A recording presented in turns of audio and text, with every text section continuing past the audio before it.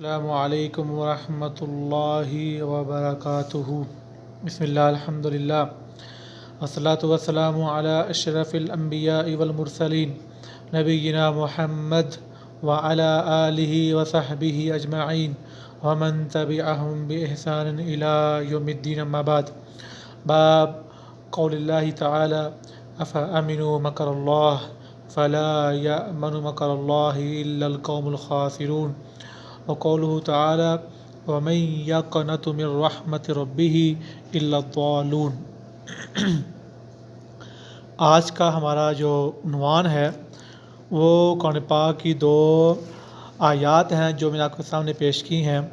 پہلی آیت میں اللہ رب العزت نے لوگوں کو خبردار کیا ہے کہ اللہ کے عذاب سے بے خوف نہیں ہونا، اور دوسری آیت میں کہا کہ اللہ کی رحمت سے نا امید بھی نہیں ہونا، یعنی کہ اللہ کی رحمت سے نا امید ہونا اور اللہ کے عذاب سے بے خوف ہونا یہ کافر لوگوں کا کام ہے، مسلمانوں کا یہ کام نہیں ہے۔ بندہ مومن، بندہ مسلمان، ہمارا عقیدہ توحید جو ہے اس وقت تک مکمل نہیں ہوگا کہ جب ہمارے دل میں اللہ کا خوف بھی ہو، اللہ کے عذاب کا، اللہ کی طرف سے جو پکڑ ہے اس کا خوف بھی ہو، اور اللہ کی رحمت کی، اللہ کی معافی کی جو ہمیں جو ہے امید بھی ہو۔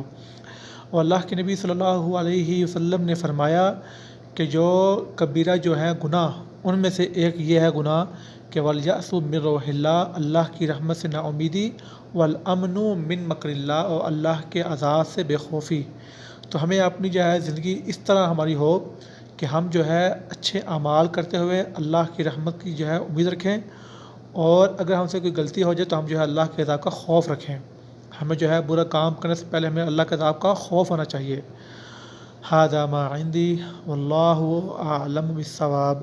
السلام علیکم ورحمۃ اللہ وبرکاتہ۔